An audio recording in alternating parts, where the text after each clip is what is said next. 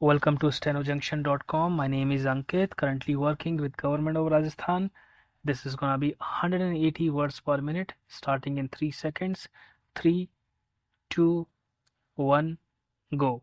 Sir, the directorates of industries of the states, which are the implementing agencies of the programs of small-scale industries development, are expected to ensure this. Therefore, the center expects the state governments to do something about this. As far as the governments are concerned, they are complacent about all this. They are blissfully silent about the possible steps they may take in future, at least to plug the loopholes, to prevent such recurring eventuality. They are not prepared to do that even now.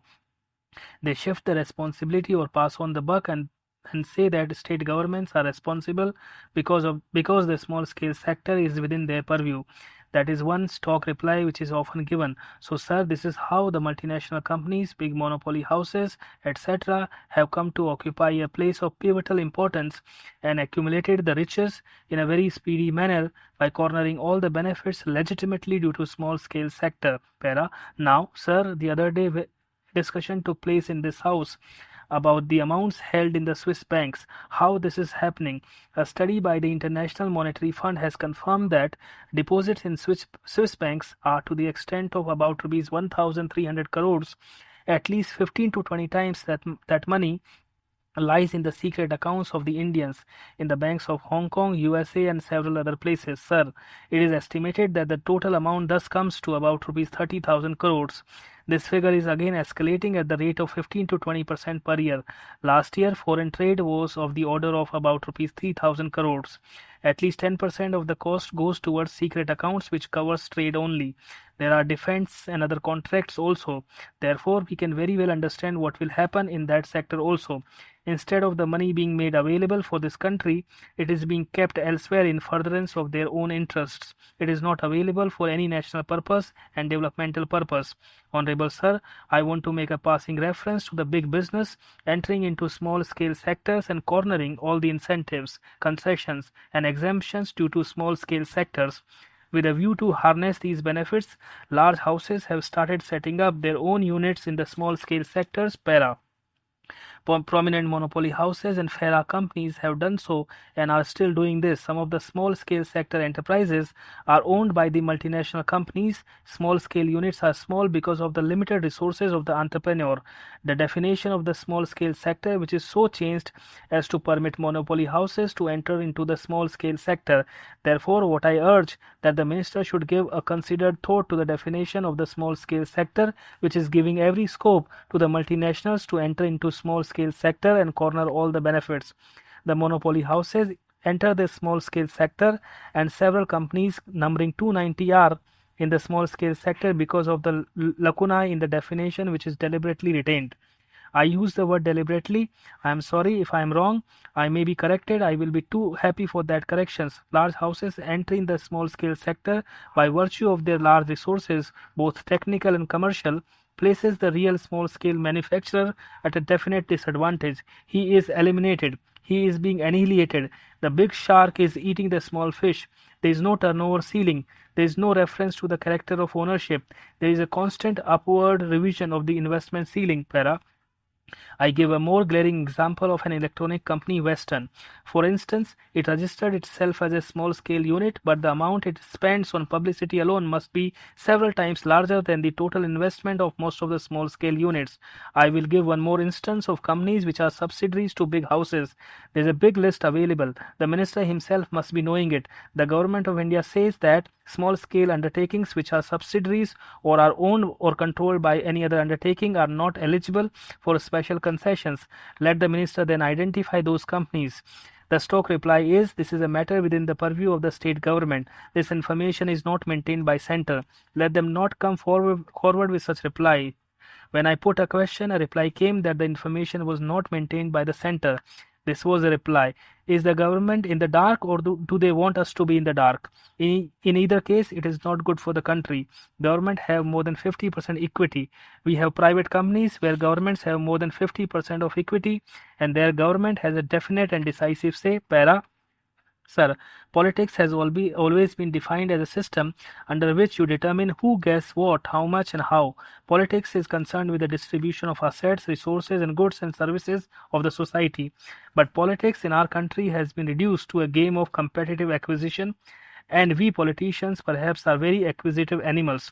We are always confronting each other in order to get wealth, very hopefully for our states, for our regions, for our communities, a bigger share of the cake. Some sort of a struggle is essential. Certain degree of competition ought to be there. But when it is carried to a point where we start encroaching upon the legitimate aspiration of another region of our country, then perhaps we give rise to a situation which does not augur well for the harmony to which my friend referred. Para. Sir, we have two ways of looking at the problems that are with us today. One is, of course, to go into contemporary reality.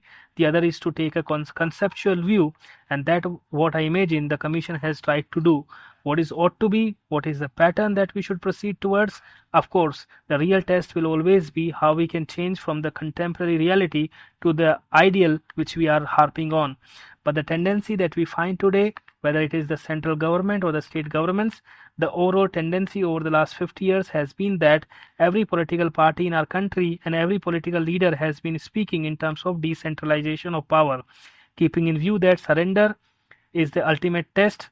But the actual fact, we must admit that the trend has been towards centralization. More and more power and more functions have gone upwards, even from the levels of the local bodies or municipalities. The functions that we at one time carried out by panchayats, they have all become concentrated into the hands when you call bureaucracy or the district administration or the state governments. In fact, if I say so, to a large extent, many of those functions have also in effect been concentrated in the hands of the central government. There are ways of doing it. Some are blessed with favors and some are looked at with disfavor. Para. And that creates, to my mind, a situation which I think in the larger national interest we should avoid. So, how do we reverse the trend? This is a question. To my mind, we must start with the confession that this trend of 50 years has to be reversed. Gandhiji talked of the Gram Panchayat, and that is why when I think of the center-state relations, I am not confining myself to just the relations between the center and the states. I think you have to think of the center-state relations in the larger perspective of decentralization of power, when it logically follows that a state government must be prepared to share its power with the district level. And whatever authority we have at the district level, that power should be decentralized to the block level and right down to the Gram Panchayat level. And I was very happy the other day when the Prime Minister did talk about reversing the planning process. That is what we have been arguing for so many years, that economic and social planning of this country must not be carried out in the ivory towers of Delhi. It must begin from the grassroots level. A combination of panchayat plan must give us a district plans, or a combination of district plans must give us a state plan, and similarly a combination of state plans must finally give us the national plan. Of course, I am not taking into considerations those specific area of authority in which, for example, the center is supreme. There, of course, the center has to plan by itself. I will come to that later, but broadly that should be the pattern. Para. Having said that, I would like to say that from a purely functional point of view, and by virtue of geography and history, by virtue of very size of our country, and by virtue of the plurality which is a gift of history, efficiency in administration and accountability are just not possible without a degree of decentralization. If the village teacher is not working, the education minister at the center cannot control. It is impossible. If a medical officer in the primary health center is not paying due attention to his job, it is only at that level that his performance can be controlled and he can be made accountable there itself. Therefore, there has to be monitoring at that level, and for that monitoring to be effective, there has to be authority vested at that level. Para. Sir, the Directorate of Industries of the state, which are the implementing agencies of the programs of the small-scale industries development, are expected to ensure this. Therefore, the center expects the state governments to do something about this. As far as the governments are concerned, there are complaints about all this. They are blissfully silent about the possible steps they may take in future, at least to plug the loopholes to prevent such recurring eventuality.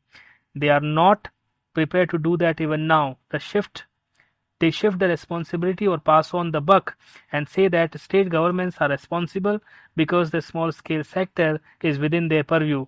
That is one stock reply which is often given. So, sir, this is how the multinational companies, big monopoly houses, etc., have come to occupy a place of pivotal importance and accumulated the riches in a very speedy manner. Stop.